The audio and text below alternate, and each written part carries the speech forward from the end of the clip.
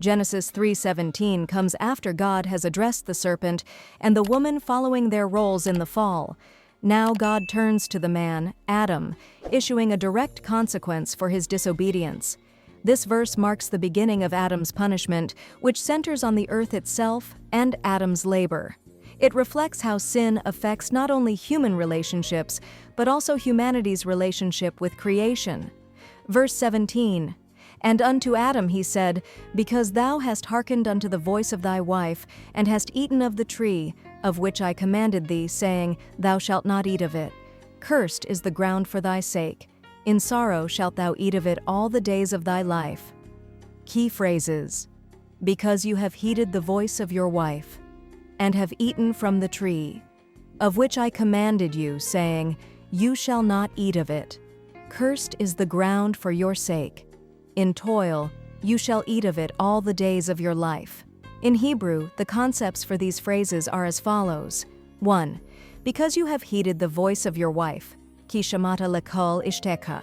Ki shamata, because you listened, indicating a cause or reason. Lekol ishteka, lekvol aishteka, to the voice of your wife, implying that Adam placed her words or influence above God's command. 2. And have eaten from the tree. Vatokal min haetz, vatokal, and you have eaten, showing direct disobedience. Min haetz, from the tree, referring to the specific act God prohibited. Asher tzivitika lemor lo tokal mimenu. Asher tzivitika, which I commanded you, stressing the divine origin of the command. Lo tokal mimenu, loa tuakal mimenvi. You shall not eat from it, a reminder of the clear restriction. 4. Cursed is the ground for your sake. Arura ha'adama ba'avureka. Arura ha'adama. Cursed is the ground, indicating the earth itself is affected. Ba'avureka, because of you or for your sake, signifying a relational impact between man and nature. Be'itztzavon tokalena kol yeme hayeka. Be'itztzavon, in sorrow or painful toil, paralleling the woman's sorrow. To'akalena, you shall eat of it, showing labor is now necessary for survival. Kol yeme hayeka, all the days of your life, indicating lifelong struggle. Because you have heeded the voice of your wife. Adam's failure lies not in listening to his wife per se, but in placing her voice above God's command. It highlights the shift in priorities and trust that led to disobedience. And have eaten from the tree of which I commanded you. God reminds Adam that the command was clear and direct. This underscores Adam's responsibility and accountability in the act of disobedience. Cursed is the ground for your sake.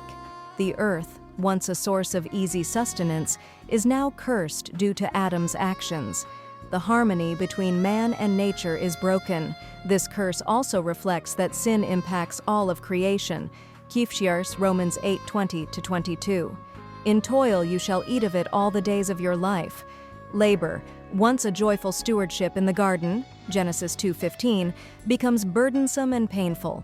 Work is no longer effortless. Survival now involves suffering. This is not just physical labor, but includes emotional and existential strain. Genesis 3:17 reveals that Adam's disobedience introduced hardship into a previously harmonious relationship with the earth. The verse demonstrates the wide-reaching consequences of sin, extending beyond human relationships to the created world. Yet, within this judgment lies the foreshadowing of redemption, as even in toil, God allows life to continue, and through labor, sustenance is still provided.